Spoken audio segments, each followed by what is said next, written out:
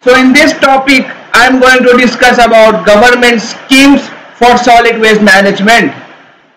So the Ministry of Environment and Forest is implementing a scheme to provide financial assistance for setting up of treatment, disposal and storage facility for hazardous and integrated recycling facilities for e-waste on public-private partnership mode.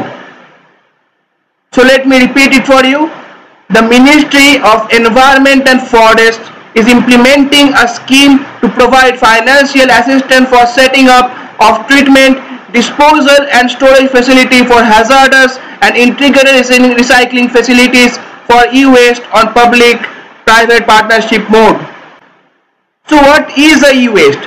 E-waste means waste from electrical and electronic equipment, whole or in part or rejects from their manufacturing and repairing process which are intended to be discarded.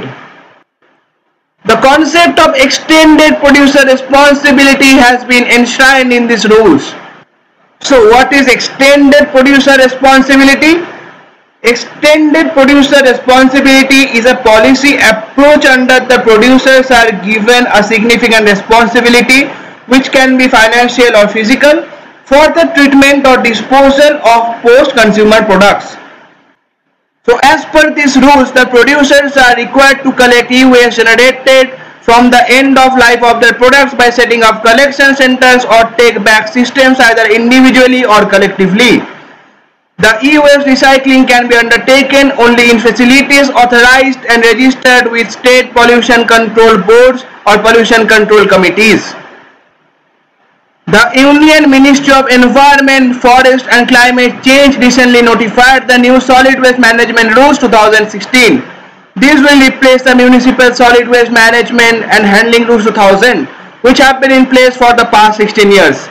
So these rules are in the 6th category of waste management rules brought by our ministry, as it has earlier notified plastic, e-waste, biomedical, hazardous and construction and demolition waste management rules. So what are the major highlights of the new Solid Waste Management Rules 2016? So segregation at course, collection and disposal of sanitary waste, collect bank scheme for packaging waste, user fees for collection, waste processing and treatment, promoting use of compost, promotion of waste to energy, revision of parameters and existing standards, and management of waste in hilly areas and construction of a central monitoring committee. So these were the major highlights of the new Solid Waste Management Rules 2016. And the last one which I am going to discuss in this topic is Solid Waste Management System by Rural Development and Panchayati Raj Department.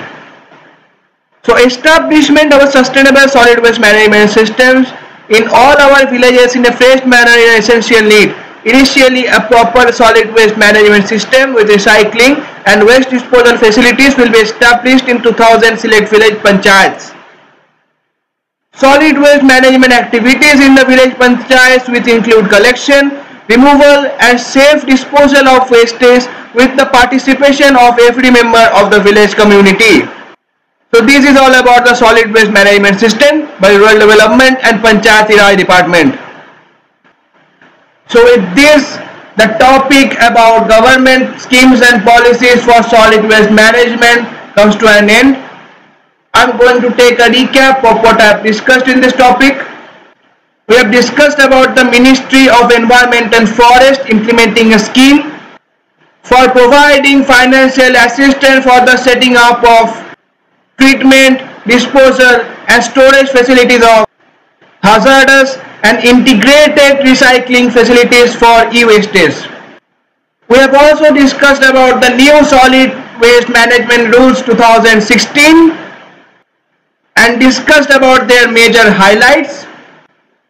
And at last, we discussed about Solid Waste Management System by the Rural Development and Panchayati Raj Department. So with this, I am ending my topic.